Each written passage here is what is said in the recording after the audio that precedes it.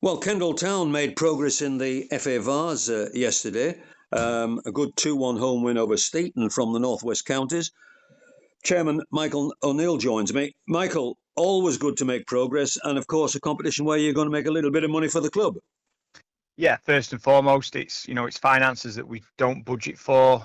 If we were to be knocked out of the first round of both the FA competitions, it wouldn't have too much impact on the club. But obviously, to get more income at a really critical time for us is really welcomed. And it's always good to win games of football. Gives us a little bit more momentum with what's been a really tricky start in the league. So yeah, all in all, we come away from the game really happy. Yeah, last time we spoke, Michael, you lost the first game at Carlisle City. Since then, you've gone on this run. About 6 games unbeaten now? Yeah, we're doing really well. Obviously there's a couple of draws in there as well, which is fine. Especially on the road. Picking up a point when you've got the massive travel that we've got to endure. You'd always take points on the road. But yeah, after what was a really disappointing performance at Carlisle City, to be fair to players and to management team, they've gelled a little bit, and yeah, we're becoming really difficult to beat.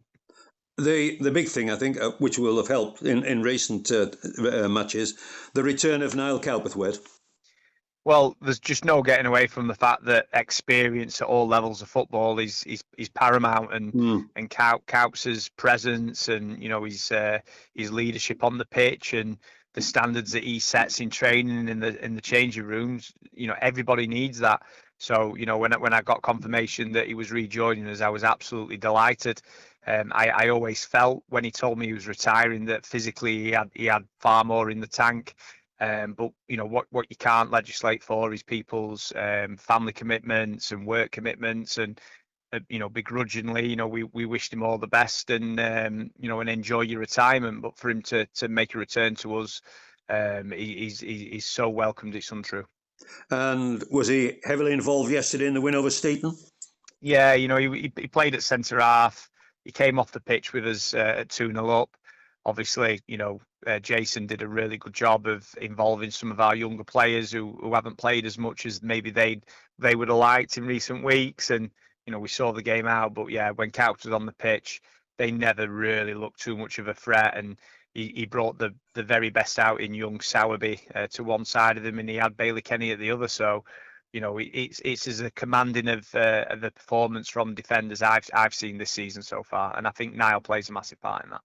And I think your first goal came from young Wilkinson, who you've got a lot of faith in. Yeah, bookmark this. He will come good. He's got all the ingredients to be a top striker at this level. He just needs to develop partnerships and relationships and a little bit more of an understanding of the players around us. But every time I've watched him play, he's always looked to threat. He's always looked like he's got that little bit of quality in front of goal. At times he's been denied by inspired goalkeeping, or maybe the detail of the pass that comes into him is just a little bit off. But yeah, really pleased that he got off the mark yesterday. And yeah, we're all hoping that he will deliver, but I also believe that he will from my experiences in football. He's just got all the ingredients. How did his goal come about, and how did he take it, Michael? Yeah, so bizarrely they played like a little bit of a mid-block, and there were periods in the game where we had too many players facing our own goal. But as soon as we started to get some runners in behind, we caused them no end of issues. Jason Walker was dropping deep, getting on the ball, and then it was just a little third man run. He's timed it to perfection. Real quality that's gone in behind, and he's took it around the keeper and scored. And you could see what it meant to him as well. There was an element of frustration when he's blasted into back at net. But yeah, everyone at Kendall Town has got big hopes for Joe, and I've not spoke to him personally yet, which is something I need to remedy. But he comes across as a really good bloke, big frame, very athletic.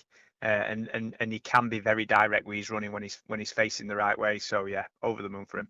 And the second goal came in the second half? Yeah, the evergreen Jason Walker. I actually thought he was one of our best players yesterday. He just knows where to be and when. And it sounds so simple, but it's something that I think you only get through experience. And there's just a little bit of a set piece. He's made a darting run to the front post and glanced it in. And he could have had more. Yeah, he's just a wonderful footballer to watch at this level. He's just a step ahead of everyone, and physically he's still in unreal nick. And yeah, he's an absolute massive asset to us. And another way as well, of course, he's been taking charge, hasn't he, recently? Yeah, so it's that time of year, and I'm guilty of it myself, where family commitments and annual leave and various other bits. It's a tricky period because at our level, it's not a full-time job. It's not what people rely on in terms of income. So people are going to go away on holiday, and Matt Flynn's been away with his family. He has made big efforts to get back for games, but there's just been a couple where it's just not been feasible. But that again, that's the strength of Matt and Jason, and obviously Niall coming in recent weeks. That you've just got that level of experience that Jason can more than steady the ship and compensate for when Matt's away. But Flynn is back tomorrow. He'll be back in the dugout on Tuesday. And yeah, as a group, they've navigated a really tricky spell, and we've come out of it, in a real positive fashion, winning first round of both FA Cup and FA Vase. And what have you got coming up on Tuesday, Michael? Yeah, so we're at home to Easington, who have started really well in the league. Easington are one of the tougher teams I've seen us play in the last couple of years. And obviously they've started really brightly. I'm told that the sample size of games is too small, but everyone gains confidence from winning games of football. So we're seeing a really good version of them. So yeah, I expect another really tough test. But we've got players coming back from injury. We've got players coming back from holidays and weddings and various other bits. So the pleasing thing for me is the level of competition for places.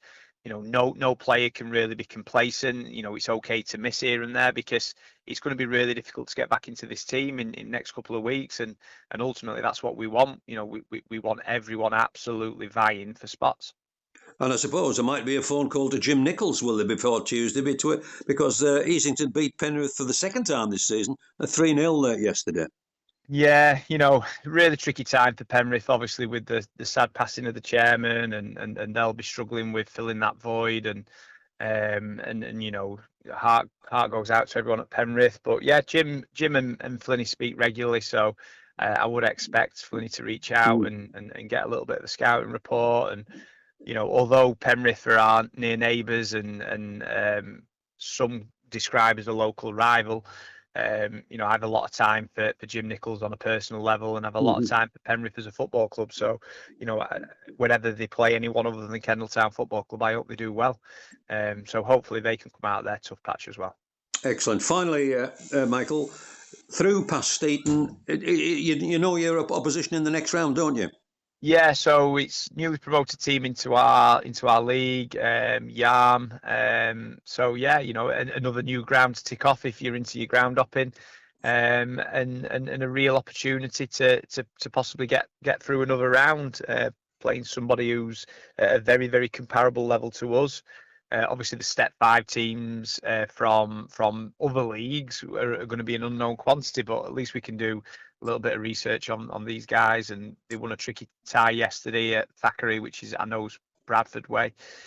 So it's quite an exciting competition because there's an element of the unknown, but it's actually quite achievable to go on a little bit of a run. So, Kendalltown needs a cup run. It's not had one in my time as chairman, and not just for the finances, but just to get the attention of the town again.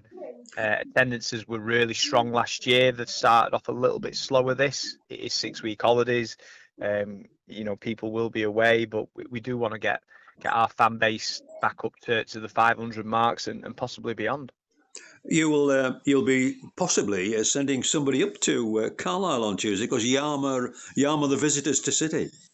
More than likely, we will have one of our area scouts in attendance at that game, and Matt again has got a really good network of people that are doing little bits for us and getting him information across. So, but the other part is that teams change so frequently. We changed formation yesterday, so those plans can all go out the window as soon as the ball's kicked. So I think Matt knows that, and his focus will always be on us being the best version of us first and foremost. And if we can pick out their better players and have a look at their set pieces, then that puts us in a good spot.